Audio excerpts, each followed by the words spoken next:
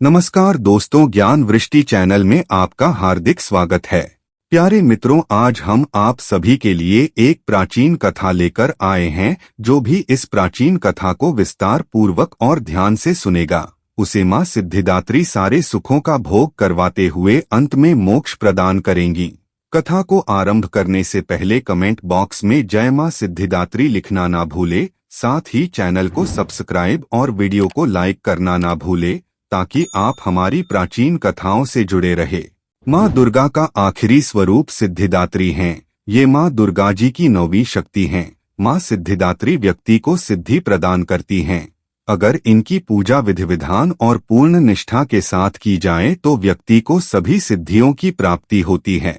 देवी पुराण में कहा गया है कि माँ सिद्धिदात्री की कृपा से ही शिवशंकर ने सिद्धियां प्राप्त की थीं। ये माँ की ही अनुकंपा थी कि भगवान शिव का आधा शरीर देवी का हुआ और इन्हें अर्धनारीश्वर कहा गया। माँ सिद्धिदात्री के कई नाम हैं।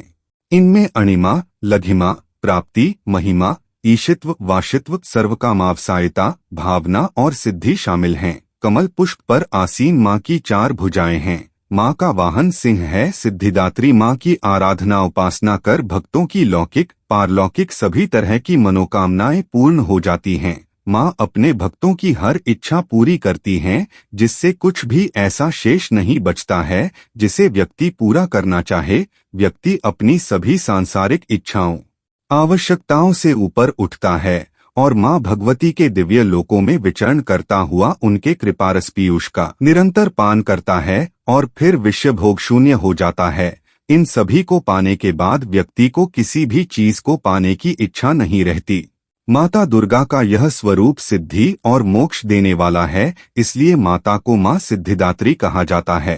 इनकी पूजा अर्चना करने से सभी कार्य सिद्ध होते हैं और मोक्ष की प्राप्ति होती है। माँ दुर्गा के इस स्वरूप की पूजा देवदानव, ऋषिमुनि, यक्ष, साधक, किन्नर और गृहस्थ आश्रम में जीवनयापन करने वाले सभी करते हैं। इनकी पूजा अर्चना करने से धन, यश और बल की प्राप्ति होती है। माँ सिद्धिदात्री के स्वरूप की बात करें तो ये 4 भुजाधारी हैं। एक हाथ में कमल पुष्प तो दूजे में गदा धारण किए हैं, तीसरे हाथ में चक्र तो चौथे में शंख धारण किए हैं। माता की सवारी सिंह है। माँ सिद्धिदात्री समस्त संसार का कल्याण करती हैं, इसके लिए उन्हें जगत जननी भी कहते हैं। ग्रंथों, वेदों, पुराणों एवं शास्त्रों में माँ की महिमा का वर्णन निहित है। मार्कंडेय पुराण में माँ की महिमा का गुणगान विशेषकर है। मार्कंडेय पुराण में माँ को अष्ट सिद्धि भी कहा गया है। इसका अर्थ यह है कि माँ अणिमा, महिमा, प्राकाम्य, गरिमा, लघिमा, प्राप्ति, ईशित्व और वशित्व अष्ट सिद्धि की संपूर्ण स्वरूपा हैं। अगर आप भी माँ सिद्धिदात्री की कृपा के भागी बनना चाहते हैं तो आज विधि पूर्वक माँ सिद्धिदात्री की पूजा करें। साथ ही पूजा के समय व्रत कथा का पाठ अवश्य करें या कथा को सुनें। इस व्रत कथा को सुनने मात्र से साधक की हर मनोकामना पूरी होती है। सिद्धिदात्री माता की व्रत कथा क्या है, आइए जानते हैं। माँ सिद्धिदात्री की व्रत कथा। पौराणिक कथा के अनुसार भगवान शिव ने माँ सिद्धिदात्री की कठोर तपस्या कर 8 सिद्धियों को प्राप्त किया था। माँ सिद्धिदात्री की अनुकंपा से ही भगवान शिव का आधा शरीर देवी जैसा हो गया और वह अर्धनारीश्वर कहलाएं। माँ दुर्गा के 9 रूपों में यह रूप अत्यंत ही शक्तिशाली रूप है।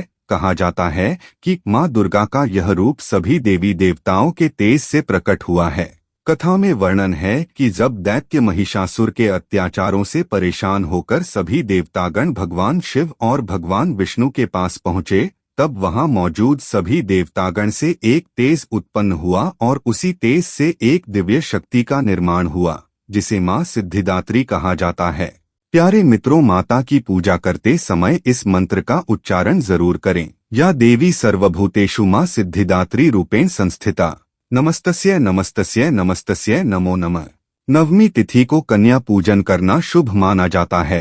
कहते हैं कि नवरात्रि के आखिरी दिन कन्या पूजन करने से माँ सिद्धिदात्री खुश होती हैं। प्रत्येक मनुष्य का कर्तव्य है कि वह माँ सिद्धिदात्री की कृपा प्राप्त करने का निरंतर प्रयत्न करे।